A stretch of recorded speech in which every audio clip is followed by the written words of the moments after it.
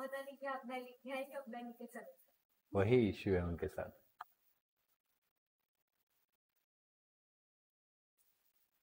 Example बाकी है? Okay, सारे बाकी हैं? नहीं, आगे करवाए ना, चलो तो इसमें से ही कर लेते फिर। 10.3 में हमने देखा था कि what should be the width of its slit will be to obtain tan maxima of the double slit pattern with in a central maximum of the single slit pattern. Okay, अगर हमें ए थीटा इक्वल्स टू क्या चाहिए, lambda, तो theta equals to क्या होगा, lambda by ए। क्या होगा, lambda by A. अब listen carefully, this is A for the what, diffraction. A किसके लिए है, डिफ्रैक्शन के लिए। बट इंटरफेरेंसेस के लिए क्या होता था, तो वहां पे N lambda, that is your path difference, और path difference is X D by capital D था। आया समझ में? और मैंने कल ऐसी कुछ फिगर ड्रॉ की होगी, एक्स डी और यहाँ पे थीटा डाला होगा, तो एक्स बाई डी को भी मैं क्या बोल सकता हूँ, थीटा। क्या बोल सकता हूँ, थीटा। तो theta D equals to N lambda and therefore theta ही चाहिए ना, theta equals to N lambda by D. This is for interferences. आया समझ में?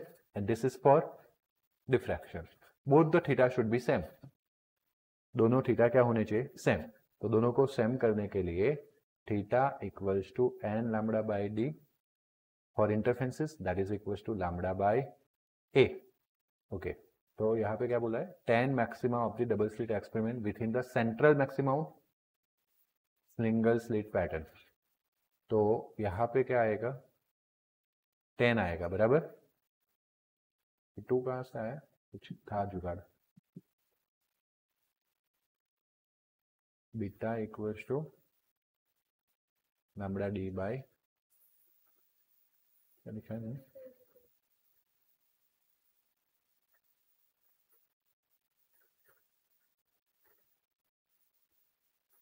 रुको कुछ छूट रहा है मेरे से।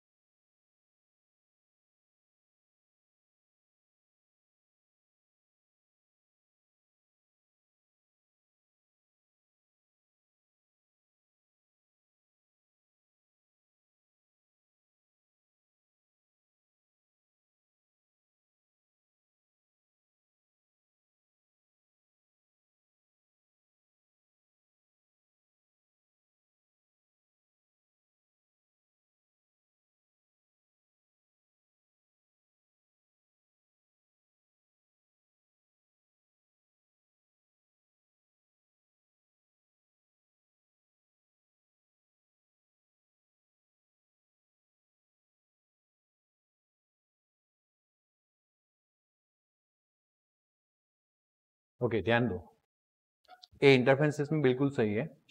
थीटा आपको क्या मिला, n lambda D by n lambda d divide by d, n lambda divide by d. तो ये क्लियर हुआ। हमने यहाँ पे पाथ डिफरेंस से स्टार्ट किया, हम लिखेंगे for interferences path difference x D by D equals to N lambda. तो that is X by D को क्या बोलेंगे, theta into D equals to N lambda, and that's why theta equals to N lambda by D. फिर यहाँ पे लिखेंगे for diffraction करके, for diffraction width of slit, my mistake, width of central maxima, तो this is just beta. ये क्या होता है, बीटा।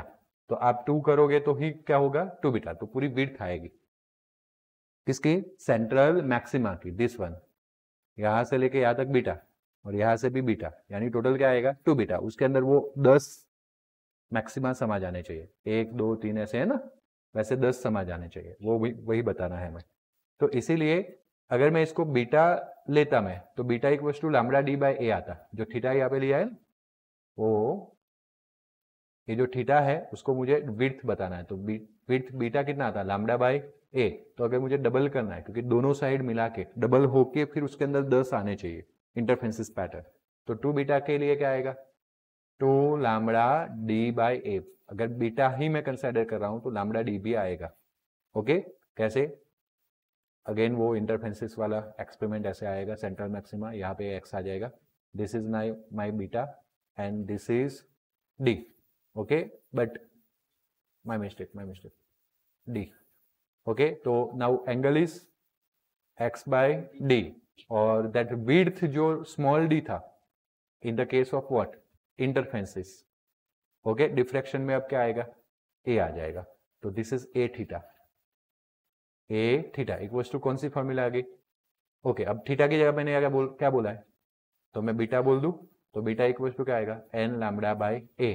बट मुझे तो टोटल विड्थ लेनी है ना, सेंट्रल मैक्सिमा, तो 2 बीटा करना पड़ेगा.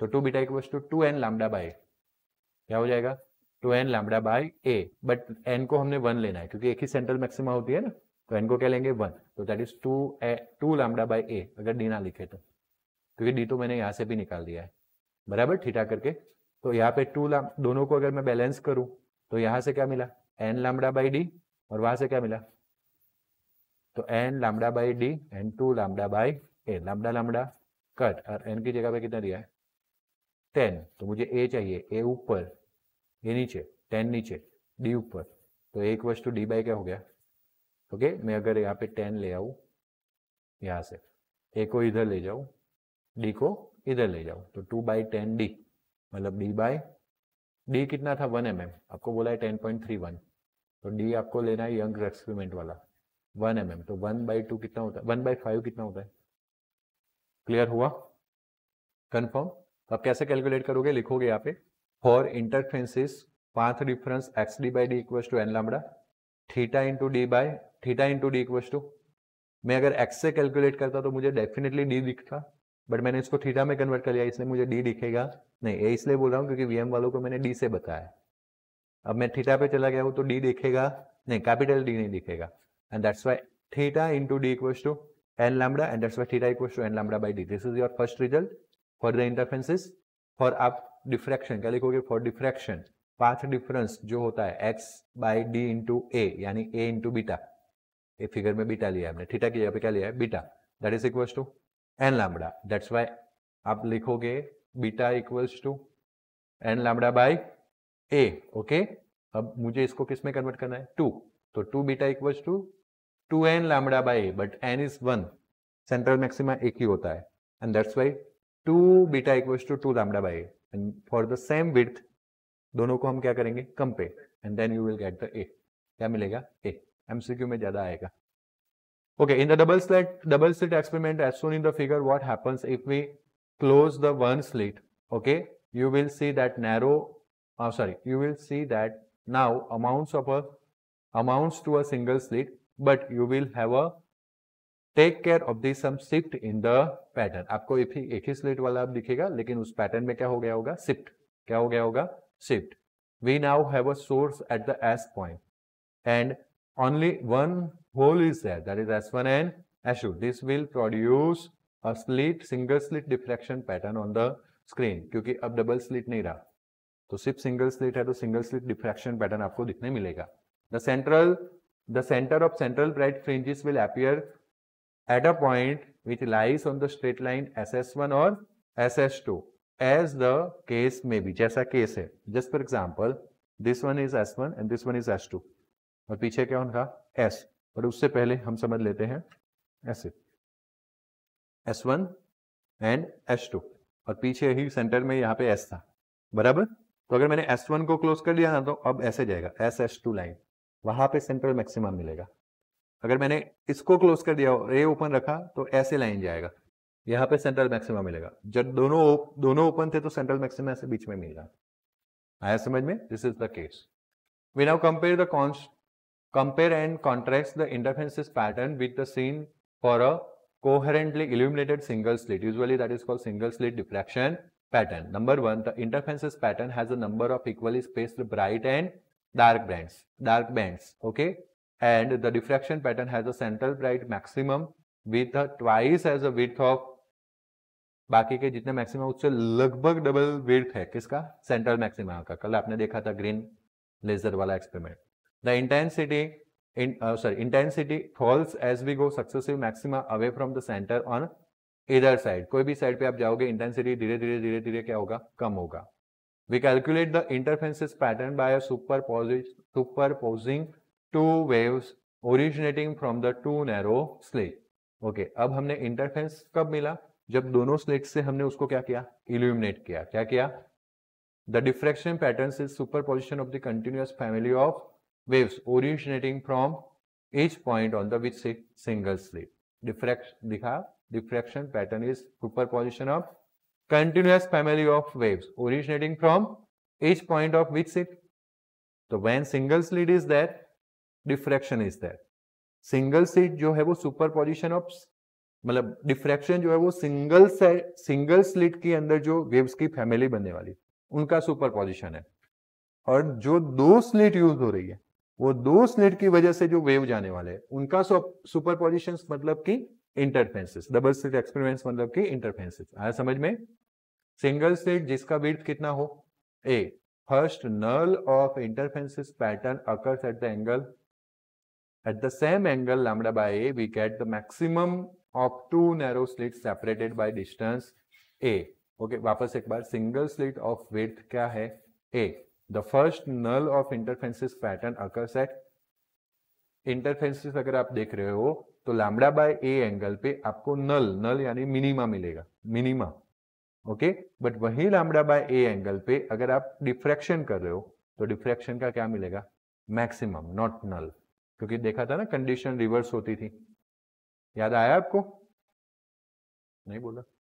For a single slit of width A, नहीं, बट इसमें लिखा है ना first null the interferences pattern occurs at the angle. Single slit ऐसे दो स्लिट हो गए ना, सिंगल स्लिट के थ्रू दो स्लिट में जब इंटरफेरेंसेस होगा तो कौन सा एंगल पे होगा? लैम्डा बाय ए पे. तो उस वक्त कौन सा मिलेगा? नल.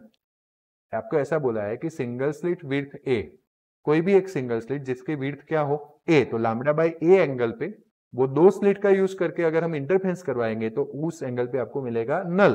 बट अगर सिंगल स्लिट का डिफ्रैक्शन देखेंगे उस एंगल पे तो आपको क्या मिलेगा? मैक्सिमम. आया समझ में? तो this is 3 points. One must understand that both D and A have to be quite small to be able to observe a good interferences and diffraction patterns.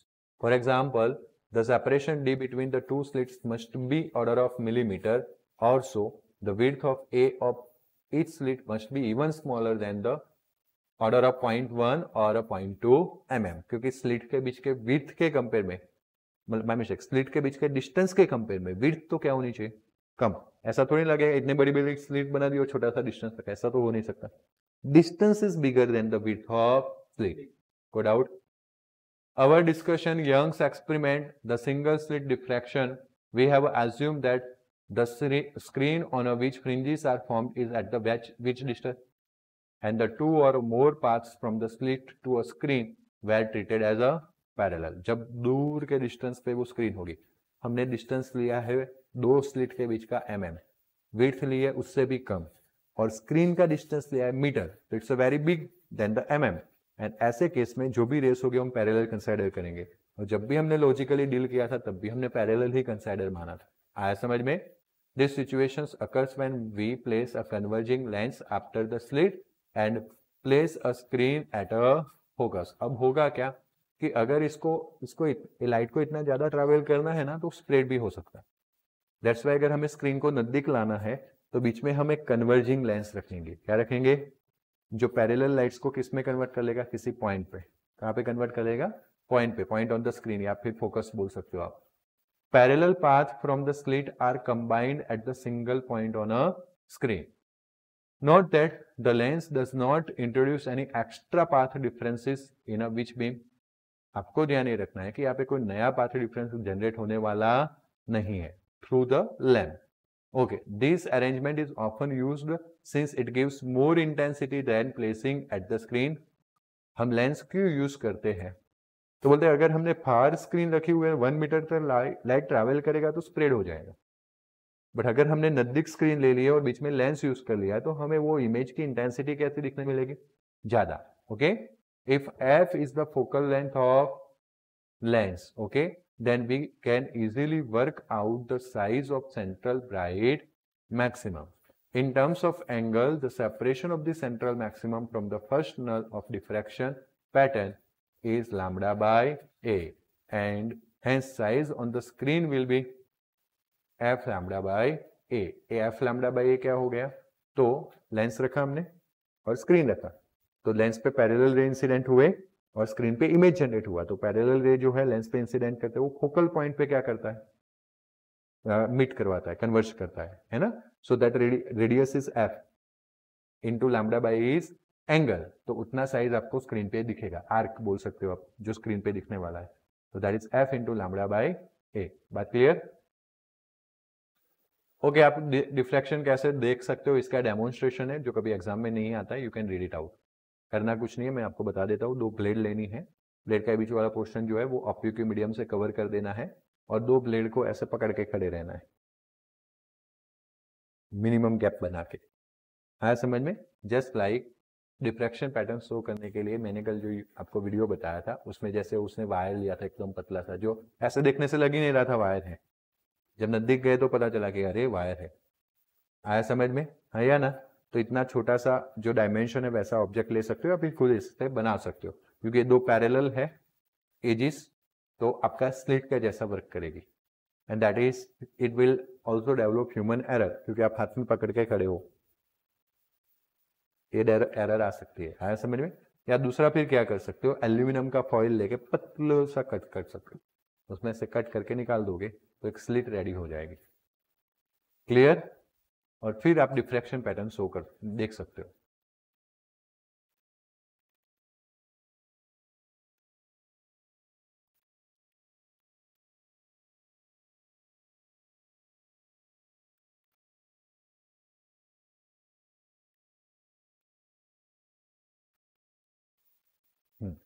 दूसरी बात मैंने पढ़ ली, आप लोगों ने पढ़ा कि नहीं, आई डोंट. ओके, तो आपको क्या करना है, आगे एक ऐसे लैंप रखना है और बीच में ऐसे ब्लेड लेके खड़ा रहना है. तो वो जो ब्लेड के थ्रू, स्लिट के थ्रू फिर जो लेंस जो क्या निकलेगा, सॉरी लाइट, वो लाइट हमारे आई के लेंस में जाएगा. तो अगर हम साइड में रह के ऑब्जर्व करना चाहते हो तो वो स्क्रीन चाहिए 1 मीटर दूर, 1 मीटर अपार्ट, है या ना. तो अब स्क्रीन मानो कि सामने, मेरे सामने क्या है, सोर्स ऑफ लाइट, फिर मैंने क्या किया, बीच में स्लिट जनरेट की थ्रू द ब्लेड, और वो जो लाइट आ रहा है that is the parallel beam, वो मेरी लेंस, आई के लेंस में इंसिडेंट होगा. तो जो हम वो लेंस यूज करने का बात कर रहे थे वो अल्टीमेटली मेरा आई का लेंस बन जाएगा, और उस मेरी स्क्रीन जो है वो अब वो रेटिना हो जाएगी. क्या हो जाएगी? और रेटिना, या रेटिना पे जो भी इमेज गिरेगा वो मुझे दिखेगा, जैसा है वैसा ही दिखेगा. आया समझ में? तो refraction patterns I will able to see. In this experiment filament जो था वो फर्स्ट स्लिट बन जाएगा. ओके, लेंस ऑफ आइज जो है वो फोकस कर गया पैटर्न को स्क्रीन पे. With some effort one can cut double slit aluminium वाला जो मैंने बताया वही. ओके, और सनलाइट का भी यूज कर सकता है. किसका यूज कर सकता है? मैं, बट सनलाइट डायरेक्ट यूज करने में दिक्कतें हैं, आंखों में जलन हो सकती है और आंखों को नुकसान हो सकता है. एंड दैट्स वाई हम क्या करेंगे, किसी बेल पे या किसी ऑब्जेक्ट पे जो सनलाइट गिर रही है उसमें से जो रिफ्लेक्ट होके आ रही है उसको देख सकते हैं थ्रू द स्लिट. आया समझ में? Okay. It can damage the eye and will not give the fringes anyway as the sun subtends an angle of half degree. Okay, in interferences and diffraction, light energy is redistributed. If it is reduced in the one region, then producing and it is increased in the another region, then producing a bright fringes. And there is a no gain or loss of energy, which is consistent with the principle of conservation of energy. Will go out. Ultimately हमने interferences and diffraction दोनों complete किया. उसको ध्यान में रख के resolving power of optical instruments में कैसे ध्यान में लेना है वो समझो. तो हमने चैप्टर नंबर 9 में किसको डिस्कस किया था? बिकॉज रिजॉल्विंग पावर का मेन मीनिंग है टेलीस्कोप के लिए, माइक्रोस्कोप में तो ऑब्जेक्ट को बड़ा देखना होता है. The angular resolution of telescope is determined by the objective of the stars which are not resolved in the image produced by the objective cannot be resolved by any further magnification produced by the. आपको पता होगा telescope में पहले objective आएगा फिर eyepiece आएगा. तो objective से जो मैग्नीफाइड हुआ है अगर वो रिजोल्व नहीं हो रहा है वो इमेज, तो वही इमेज जो आईपीस के लिए ऑब्जेक्ट बनने वाली है, तो आईपीस तो उसको ऑब्जेक्ट मान रहा है, तो वो भी रिजोल्व कर पाएगा नहीं. यानी कि रिजोल्यूशन ऑब्जेक्टिव लेंस से ही हो जाना चाहिए. Okay, the primary purpose of eyepiece is to provide only. वैसे भी हमने आईपीस को मैग्नीफायर मैग्निफिकेशन लेंस के तौर पे ही देखा था, जो सिर्फ मैग्निफिकेशंस बढ़ा सकता है, okay, of image produce by the objective. Consider a parallel beam of light which is following on a which lens? Convex lens. And if the lens is corrected for aberrations, then the geometrical optic tell us that the beam will be get focused to the point. Beam जो है वो किसी point पे क्या हो जाएगा? Focus. However, because of the diffraction, the beam instead of getting focused to a point gets focused to a spot of finite. Just like कल हम वो लेजर का फोकस देख रहे थे, थोड़ा वेरिएबल भी लग रहा था. कोई पॉइंट पे फोकस होना चाहिए, नहीं, बट पॉइंट की जगह पे वो थोड़ा सा एरिया पे फोकस होगा, फाइनाइट एरिया पे. क्यों? क्योंकि वो थोड़ा सा क्या हो जाता है? स्कैटर्ड. क्या हो जाता है? स्कैटर्ड. आया समझ में? आया ना? Okay. In this case the effect due to the diffraction can be taken into account by considering a plane wave incident on a circular aperture followed by convex lens. Okay, तो यहाँ पे बात करते हैं, वापस में आता हूँ. Because due to the diffraction the beam instead of getting focus point gets focused on a spot. In case of effect due to the diffraction can be taken into account by considering a plane wave incident on a circular aperture followed by the which lens? Convex lens. Then image is not correct. अगर हम image जो form हो रहा है convex lens के through उसमें diffraction डाल देंगे, तो जो हम पॉइंट इमेज की बात कर रहे थे, सपोज इन्फिनिटी पे ऑब्जेक्ट है, तो उसका इमेज जो जनरेट होने वाला है वो कैसा होने वाला है? Point image. तो पॉइंट की जगह पे वो कैसा हो जाएगा? स्पेयर. थोड़ा डिफ्रैक्शन की वजह से स्प्रेड हो जाएगा, स्पॉट होगा. आया समझ में? तो हमें उसको ध्यान में लेना पड़ेगा. Just for example this is my convex lens. आया ना? तो उसका जो यहाँ पे जब इमेज जनरेट होगा तो बीच में जो है डिफ्रैक्शन की वजह से क्या जनरेट होगा? यस. ओके, एक मिनट दो मुझे.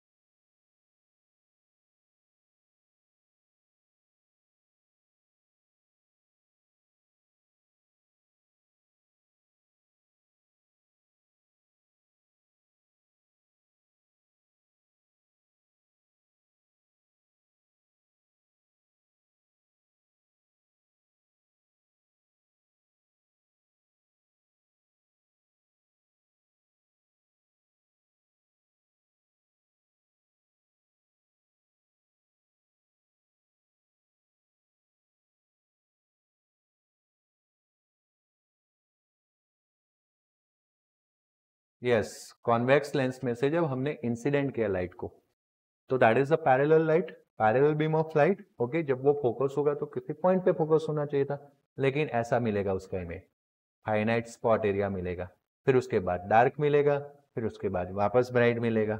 है या ना? तो वो चीज है. यहाँ पे वापस आते हैं, देखना यहाँ पे थोड़े है ना सेंटेंस ऐसे कंफ्यूजिंग रहेंगे, जल्दी से समझ में नहीं आएंगे. मेरे को भी समझाने के लिए 2 बार पढ़ना पड़ता है. दैट्स वाई याद रखना. देखो हमने ये पढ़ा कि in case of effect due to the diffraction can be taken into account. जब हमने पहले पढ़ा था 9th चैप्टर में, तो हमने डिफ्रैक्शन को ध्यान में ही नहीं लिया, बातें धबाधब खत्म हो गई. ओ इन्फिनिटी पे ऑब्जेक्ट है, image is formed at the at, खत्म. है ना? ऐसे ही बोला था ना, बिकॉज हमने डिफ्रैक्शन को ध्यान में नहीं लिया था. But if we consider the diffraction then a plane wave incident on a circular aperture followed by convex lens. Okay, वो plane wave इस circular aperture पे incident होगा, फिर वो convex lens में से आगे आएगा, है या ना? तो उसका एक diffraction pattern generate होगा like this. ओके, ये जस्ट आपको इंटेंसिटी का ग्राफ बताया गया है और यहाँ पे आपको इमेज का स्पॉट दिखाया गया है. उसके बाद डार्क, डार्क के बाद maximum. Already I explain, but मैंने सेकंड एक बार एक्सप्लेन कर दिया second time. The analysis of the corresponding diffraction pattern is quite involved. However, in principle, it is similar to the analysis carried out obtained by the single slit diffraction. ऐसे ही जितना simply समझा उतना होता नहीं है, इसके लिए एनालिसिस करनी पड़ती है, but we are not going to deal with it. जैसे हमने सिंगल स्लिट डिफ्रैक्शन को समझा था, वैसे ही इसमें एनालिसिस कैरी आउट कर सकते हैं. याद आया सिंगल स्लिट का analysis? Sometime you divided the slit into 2 parts, sometime you divided the slit into 3 parts. आया ना? Okay. Taking into account the effect due to the diffraction, the pattern on the focal plane would consist a central bright region surrounded by concentric dark and bright fringes. Okay. तो यहाँ पे centre है, ये जो centre है यहाँ पे आपको एक पहले क्या मिलेगा? ब्राइट मिल गया, सेंटर मैक्सिमम. उसके बाद सेम सेंटर के साथ डार्क, सेम सेंटर के साथ maximum. Detailed analysis show that radius of central bright region is approximately given by. तो डिटेल एनालिसिस बता रहा है कि ये जो मेरा सेंट्रल मैक्सिमम मिला आपको, उसका रेडियस जो है वो कितना आएगा? 0.61 लैम्डा एफ बाय ए. अभी दिस इज द सिंप्लीफिकेशन. पहले इन लोगों ने डायमीटर लिया 1.22 लैम्डा एफ बाय ए, उसको कितने से डिवाइड किया? 2 से, तो 0.61 आ गया.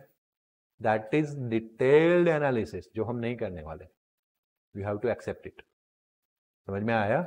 Lambda is the wavelength of light, f is the frequency. नहीं है?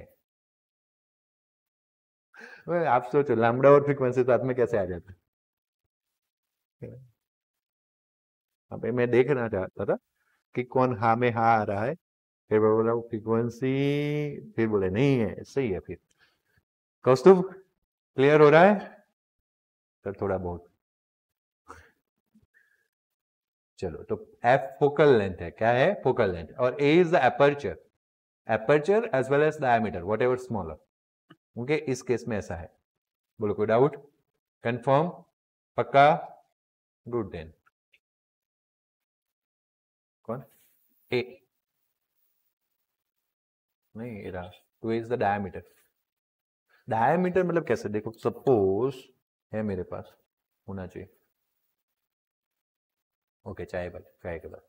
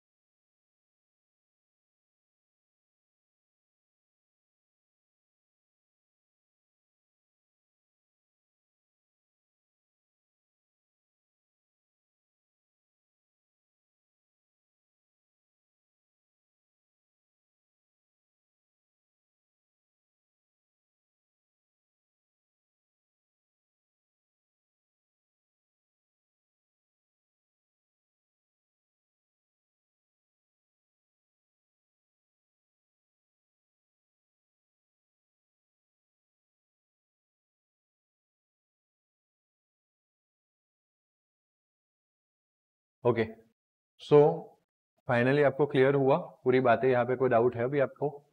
देखो यहाँ पे लिखा है F is the focal length, 2a is the diameter और सर्कुलर एपर्चर, और डायमीटर ऑफ लेंस भी हो सकता है। Got it? Diameter of lens क्या है वो वापस समझना है। Diameter of circular aperture, okay ऐसा है, माय मिस्टेक, तो मैं गलत ही समझा रहा हूँ। एपर्चर और डायमीटर समझा रहा था, बट एपर्चर किसका है? डायमीटर ऑफ सर्कुलर एपर्चर, या तो फिर डायमीटर ऑफ लेंस। ओके, देखो ये दोनों चीज को समझते हैं। डायमीटर है ना, that is width of, diameter of lens है ना जो विड्थ के जैसे आएगा। डायमीटर ऑफ एपर्चर है ना वो कर्वेचर सरफेस का उसका आएगा। सिर्फ एपर्चर होता तो वो डिस्टेंस होता। समझ में आया? सिर्फ एपर्चर नहीं है, डायमीटर। जिंजर कैसे आया भाई? मैंने कॉपी तो किया।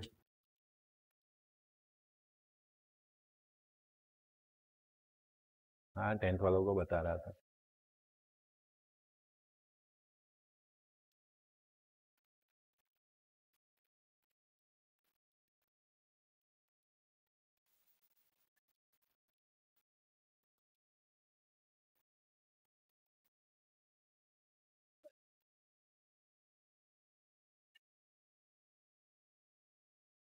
ये कैसे?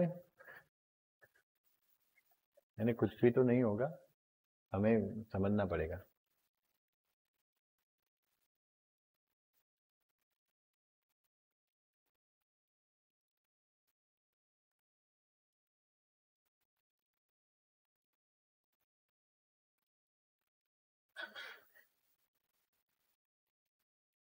इसमें लेंस आया है लेकिन लेंस अपर्चर नहीं है।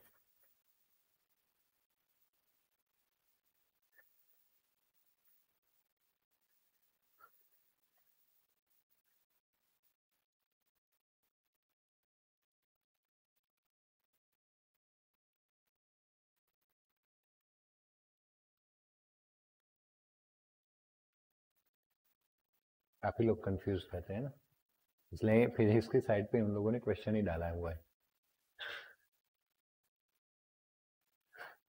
हम वही रीड कर रहे हैं, about the reserving power he read कर रहे हैं।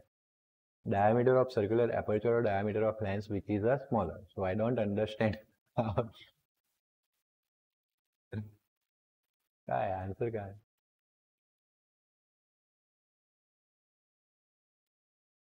ये आंसर है।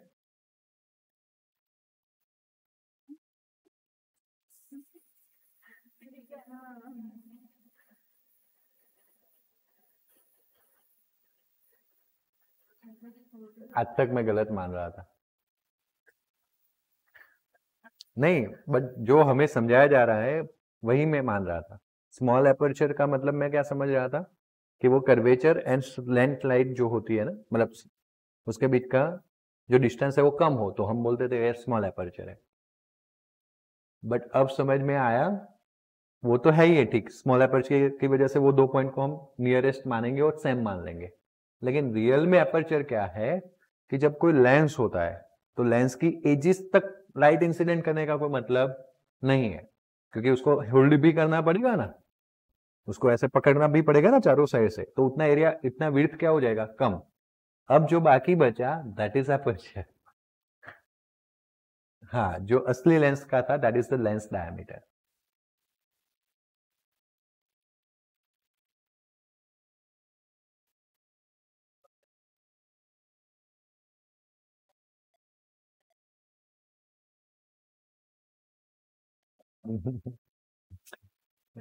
बट अब रियल मीनिंग ऑफ एपर्चर समझ में आया आप लोगों को?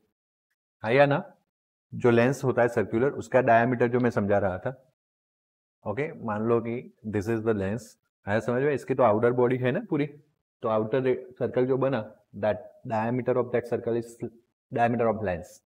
लेकिन अगर एक इनर सर्कल ही उसमें काम कर रहा है लाइट को पास करने में वगैरह में, तो वो एपर्चर बना। क्या बना? ओके चलो। So typically lambda equals to 0.5 micrometre अगर हम ले, और एफ कितना ले? 20 सेंटीमीटर, और ए कितना ले? तो according to this formula 0.61 lambda F upon A, इस फॉर्मूला में अगर आप वैल्यू पुट करोगे यू विल गेट 1.2 माइक्रोमीटर। वो जो स्पॉट है उसका रेडियस कितना मिलेगा 1.2 micrometer.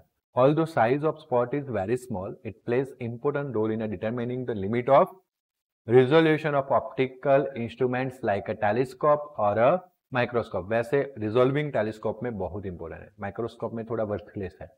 Okay, for the two stars to be just resolved at f into delta theta, that is nothing but r0 equals to 0.61 lambda f upon a. This r0 is the arc.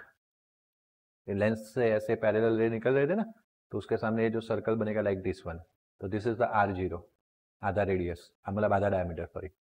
तो this is the angle delta theta ले लेते हैं, delta theta, and यहाँ पे lens था और यहाँ पे इमेज फॉर्म हुआ, तो that is the focal length. Yes और नो? तो f इंटू डेल्टा थीटा करते हो तो आपको आर्क यानी रेडियस मिलेगा. तो मिल गया रेडियस इक्वल्स टू, मतलब arc equals to radius into angle. Okay, जो हम यहाँ पे रेडियस बोल रहे हैं ना सर्कल का, वो एक्चुअली में आर्क बनने वाला है. तो वो तो अभी हमने फाइंड किया, that is 0.61 lambda F upon A, implying this F F cut. तो ये जो डेल्टा थीटा है वो कितना मिलने वाला है 0.61 lambda upon A. Thus the delta theta will be a small if the diameter of object is large. Okay, अगर मैं इसको बढ़ा दूं तो डेल्टा थीटा क्या हो जाएगा small. And this implies that telescope will have a better resolving power if A यानी कि डायमीटर इज लार्ज. ओके, तो दो तरीके से हमें फायदा होगा, मुनाफा होगा, बेनिफिशियल होगा हमारे लिए to increase the diameter of lens. एक तो ज्यादा लाइट इंसिडेंट होगा तो इंटेंसिटी बढ़ जाएगी, 9th चैप्टर में पढ़ा था. और दूसरा रिजॉल्विंग पावर भी इंक्रीज हो जाएगा. जितना डेल्टा थीटा कम रहेगा उतना रिजॉल्विंग पावर क्या है ज्यादा. समझ में आया? जितनी स्पॉट इमेज मिलेगी उतना वो सेपरेट दिखाएगा. बराबर क्लियर हुआ? जो आपको एक स्टार दिखे शायद इमेज इसमें दो स्पॉट दिखे, मतलब कि समझना कि वो एक दिख रहा है वो दो है, एक दूसरे के अंदर मिक्स हो गई नेक डाई से इमेजेस. तो इसलिए हमने टेलीस्कोप से देखा तो हमें दो दिखने लगे. That is the resolution. Nearest object जो है उसको एक दूसरे से सेपरेट करने का power. It is for the reason the better the resolution telescope must be have a larger diameter objective. और ऑलरेडी हमने डिस्कस किया चैप्टर 9 में. लार्ज में फिर प्रॉब्लम आ गया था तो हमने लेंस की जगह पे क्या ले लिया mirror. And when we use the mirror वापस से सब चेंज हो जाएगा. ऑब्स्टिकल्स तो तब बनेगा, वो तो पूरा रिफ्लेक्शन करवा देगा. रिफ्रैक्शन अगर आगे जाता है लाइट ऑब्स्टिकल्स में से फिर ट्रबल है, फिर डिफ्रैक्शन आता है. मिरर आ जाने के बाद तो रिफ्रैक्शन नहीं आएगा. Okay, my mistake. मिरर, हाँ, रिफ्रैक्शन नहीं आएगा मतलब डिफ्रैक्शन भी नहीं आएगा. Okay, assume that light wavelength कितना है 6000 angstrom coming from the star. What is the limit of resolving of telescope whose objective has a diameter 100 inch. तो 2.54 सेंटीमीटर इक्वल्स टू 1 इंच होता है. तो 100 इंच में कितने सेंटीमीटर हो गए 254. लैम्बडा 6000 एंगस्ट्रॉम यानी 6 इंटू 10⁻⁻10 तो इसका और 3 इसका -7, but it is in a metre. अगर सेंटीमीटर में कन्वर्ट करो तो -5. तो 0.61 लैम्बडा की जगह पे आया 6 इंटू 10⁻5 अपन ए. अगर डायमीटर है तो 2a, तो a कितना होगा, हाँ 127, हाफ हो जाएगा. और फिर जब आप रिजोल्व मतलब इसको कंक्लूड कर लोगे, कैलकुलेट करोगे 2.9 cross 10⁻⁷ radians. We can apply a similar argument to the objective lens of microscope. In this case, object is placed slightly beyond f and so that real image is formed at the distance v. Okay, यहाँ पे हम थोड़ा सा दूर रखेंगे किसको, object को. तो इमेज आपको कहाँ मिलेगी एग्जैक्टली v पे. The magnification ratio of image size to the object size is given by m equals to v by f and it can be seen that d by f equals to nothing but, देखो यहाँ पे हमने क्या किया, microscope के case में हमारा क्या होता है, तो हमारा ऑब्जेक्ट नजदीक होता है तो उसने लेंस के साथ एंगल बनाया, वो कौन सा है बीटा. अगर पूरा विड्थ पूरा डायमीटर d है तो आधा कितना हो जाएगा d/2. तो tan beta equals to d/2 by f. Yes और no? tan beta equals to opposite side d/2 by f. तो ये 2 कहाँ आ जाएगा नीचे और ये 2 इधर चला जाएगा. तो 2 tan beta equals to d by f where the 2 beta is angle subtended by 2 beta कैसे, like this, बीटा अप और beta angle subtended by the diameter of objective lens at the which point, diameter, हाँ, that is at the focus. ये focus point हो गया जहां पे हमने object रखा है, ओके, एट द माइक्रोस्कोप। वो हमने फोकस पॉइंट पे इसलिए रखा है ताकि उसका इंफिनिटी पे इमेज मिले और बड़ा मिले, इसलिए हमें ऑब्जेक्ट को कहाँ रखना पड़ता है, फोकस पॉइंट पे। बात क्लियर हुआ? तो जब उसका इमेज मिलेगा तो उसका रिजोल्यूशन अगेन वही का वही रहेगा जो आगे देखा था, 1.22 एफ लैम्बडा बाय डी। वहां पे डी की जगह पे 2a लिया था, यहाँ पे हमने क्या लिया है, कैपिटल डी। बात क्लियर हो रही है या ना? When the separations between 2 points of microscopic specimen is comparable to the wavelength of lambda of light, then the diffraction effect become। Microscope में डिफ्रैक्शन को कब ध्यान में लेना है, जो ऑब्जेक्ट आपके ऑब्जर्वेशन के अंदर है उसके दो स्पेसिमेंस के बीच का गैप वेवलेंथ से कम या उसके कंपेरेबल हो, तो बहुत ही रेयर केस में होगा, है समझ में। बट अगर ज्यादा गैप है तो डिफ्रैक्शन को तो कोई डिफ्रैक्शन को दिक्कत करेगा नहीं, आपको क्लियर इमेज दिखने मिलनी है। Okay, the image of point object will again be a different diffraction pattern, वो size is in the image plane will be, जैसे वहां पे एफ थीटा था, यहाँ पे वी थीटा है, क्योंकि वहां पे क्या हो रहा था कि टेलीस्कोप था, ऑब्जेक्ट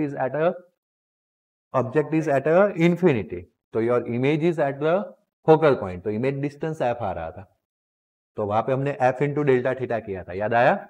बट यहाँ पे आपका ऑब्जेक्ट जो है वो एफ पे है, ओके, एफ से थोड़ा दूर होगा तो हमारा इंफिनिटी से नजदीक आ जाएगा, and that's why image distance क्या आएगा, वी।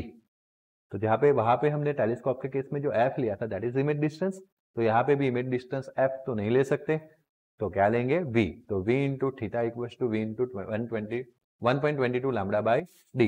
बट बार बार वी मेजर करना डिफिकल्ट है, इसलिए घुमा फिरा के एफ पे लाने वाले, घुमा फिरा के कहा ले आने वाले, एफ। तो ध्यान देना अच्छे से। सो अब हम क्या करेंगे, the objects whose images are closer than this distance will not be resolved। इस डिस्टेंस से कम इमेज अगर फॉर्म हो रही है तो वो रिजॉल्व होने वाली नहीं है, and they will be seen as a दो ऑब्जेक्ट की इमेज भी एक ही दिखेगी, and thus the corresponding minimum separation d minimum of object is given by d minimum कितना चाहिए, तो जो भी आपका ये v थीटा मिला था उसको आपको मैग्निफिकेशन से डिवाइड करना है, किससे, मैग्निफिकेशन से, क्योंकि यहाँ पे मैग्निफिकेशन मिला, ऑब्जेक्ट बड़े होके मिले, तो जितना बड़ा हुआ है उतना पहले डिवाइड कर लेते हैं, ओके। उस सेपरेशन को मैग्निफिकेशन से डिवाइड करते हैं, तो 1.22 lambda by d, v by m बचेगा, आया ना, that is v, this is v by m. अब 1.22 lambda by D, this v by m is कैसे, आपको पता है magnification m equals to v by u and v by f, क्योंकि हम माइक्रोस्कोप में ऑब्जेक्ट डिस्टेंस को क्या लेना, फोकल लेंथ। तो अगर यहाँ से मैं m equals to v by f हो गया, तो v बाय एम लू तो क्या हो जाएगा, f इधर m नीचे, तो v बाय एम को क्या ले लिया, मैंने क्या बोला, घुमा फिरा के कहाँ लाने वाला, f पे आएंगे, तो this is the minimum separation distance, आया समझ में।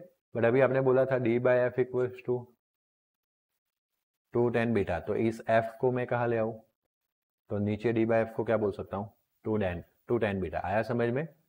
ओके, तो 1.22 लैम्बडा डिवाइड बाय 2, आपको पता है कि tan theta is approximately sin theta is approximately theta when theta is small, तो मैं tan बीटा की जगह पे क्या लिख सकता हूँ, if medium between the object and objective lens is not F but with the refractive index n, वो medium with refractive index n है, then our equation is modified, वो हो जाएगा 2n sin, instead of sin beta it become n sin beta, this n sin beta is called numerical aperture। वैसे अगर आप थोड़ा सा अच्छे से देखो तो 1.22 लैम्बडा बाय डी था, कैपिटल डी, उस कैपिटल डी को हम चेंज करते करते करते करते करते करते बीटा में लाए, तो डी इज अपर्चर, यस और नो। तो लाइकवाइज अब इस n sin बीटा को भी क्या बोलेंगे, numerical aperture, and sometime also marked on objective, objective के ऊपर लिख के आता है। Got it?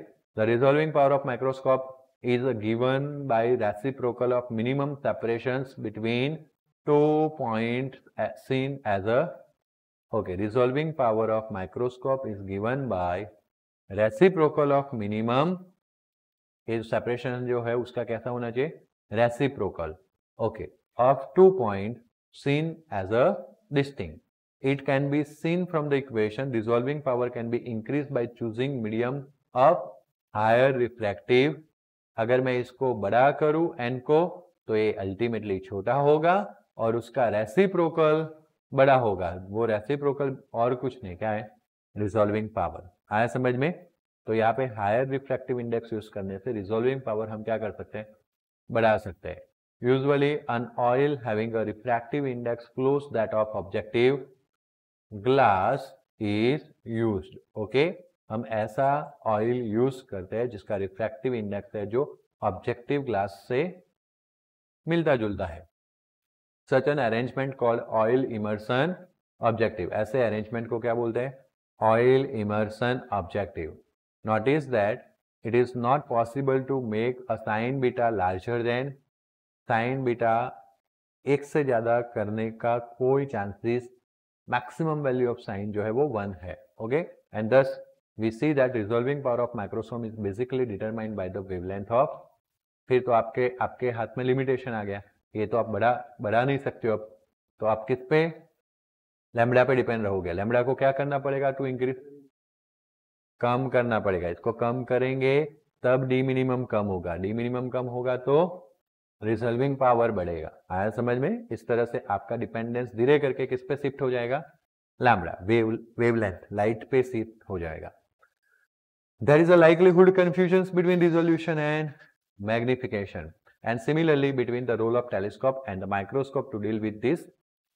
Okay, a telescope produces an image of far object. वैसे मैंने आपको वही रोल याद करवा के ही थ्योरी बताई. मैं बोला पे टेलीस्कोप में ऑब्जेक्ट इन्फिनिटी पे है तो इमेज का फॉर्म हो रहा है फोकल पॉइंट पे, इसलिए वहां पे एफ डेल्टा थीटा आया था. इस तरह से ही मैंने करवाया तो आपको थोड़ा रोल और थ्योरी भी क्लियर होता गया. तो मेन वही होता है कि भाई टेलीस्कोप को कहाँ से देखना होता है ऑब्जेक्ट को? फार.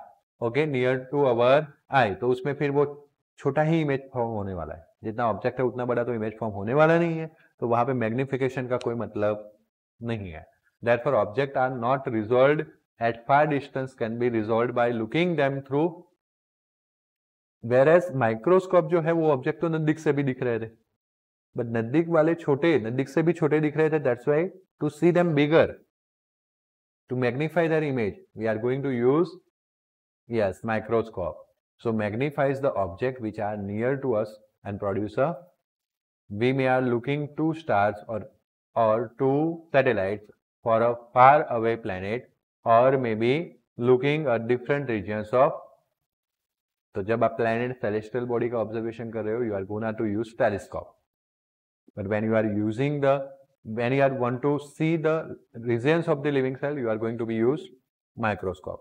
In this context, it is a good to remember that telescope, whereas microscope, resolving का मतलब टेलीस्कोप में ज्यादा है. क्यों? क्योंकि उसको बहुत दूर रहे हुए दो ऑब्जेक्ट की इमेज को सेपरेट बताना है. माइक्रोस्कोप के लिए मेन मतलब क्या है? मैग्निफिकेशन. आया समझ में? आया ना? हाँ, माइक्रोस्कोप में रिजॉल्विंग तब इंपॉर्टेंट है कि जो दो ऑर्गेनल्स आप ऑब्जर्व कर रहे हो उनका जो डिस्टेंस है, सेपरेशन, वो वेवलेंथ से क्या है? कम या उसके कंपेरेबल है. क्लियर हुआ? आया ना? तो इस तरह से हमने वेव ऑप्टिक्स में कुछ बातें की. तो ये वेव ऑप्टिक्स और रे ऑप्टिक्स दोनों तो इंपॉर्टेंट है, क्योंकि रे का रे में इंपॉर्टेंस है, वेव का वेव में. तो रे ऑप्टिक्स का वैलिडिटी कितना है? तो एन एपर्चर, खास करके अभी के लिए slit and hall of size. देखो अब क्लियर हुआ. जब किसी इस वॉल पे लाइट आ रहा था तो लाइट सिर्फ किस में से पास हुआ? स्लिट और हॉल में से, तो वो एपर्चर बन गया. तो लेंस का एक ऐसा पोर्शन जिसमें से लाइट पास होने वाला है, that is known as aperture of lens. Okay, अब समझ में आता है. कैमरा में इतना ही है. देखा है अपने मोबाइल का कैमरा, है ना? तो इसके पीछे का भी कुछ लॉजिक होगा. हमारी आइस में भी तो ऐसा है ना? चलो गुड. तो an aperture of size A illuminated by the parallel beam sends diffracted light into angle of approximately lambda by a. This is an angular size of which one? Bright central maximum. अभी लिया था ना lambda by a, फिर हमने double कर लिया था 2 lambda by a total width के लिए. आया ना? Okay. In a travelling distance Z, कितना डिस्टेंस ट्रैवल करना है उसको, Z, the diffracted beam therefore acquires the width of, नजदीक होगा तो कम विड्थ, दूर जाएगा तो बड़ा विड्थ हो जाएगा, Z lambda by A due to the diffraction. It is uninteresting to ask at what value what value of z the spreading due to the diffractions become comparable to the size of a yani aperture.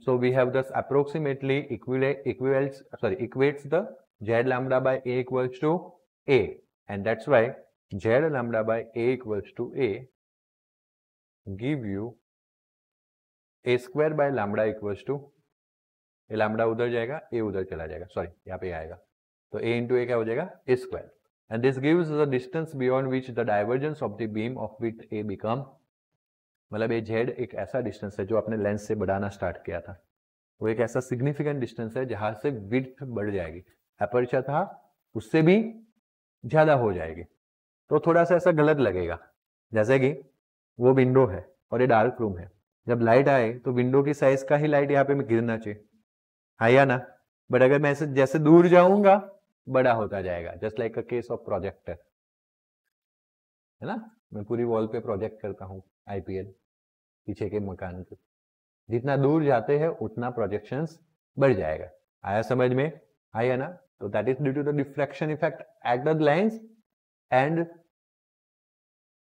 Scattering effect of environment, दोनों part आते हैं, lens में तो कौन सा चीज हो गया, डिफ्रैक्शन हो गया, और एनवायरनमेंट में जब ट्रैवल कर रहा था तो क्या हो गया, स्कैटर हो गया, बात क्लियर हुई, आया ना, ओके, तो this ZF quantity is known as Fresnel distance and following equation for that is ZF equals to a square by, and this is shows the distance much smaller than ZF, the spreading due to diffraction is smaller compared to the size of beam and it become comparable when the distance of approximately ZF से कम distance मतलब कम size का spreading होगा, ZF जितना distance तो उसके जितना ही spreading होगा, जितना aperture है उतना, and for distance much greater than ZF the spreading due to the diffraction dominates over the which ray optics, okay, and this shows the ray optics is valid in the limit of wavelength tending to 0, यहाँ तक wavelength ZF distance तक है, उससे कम distance तक ray optics valid है, उसके बाद spreading of the waves आ जाएगा,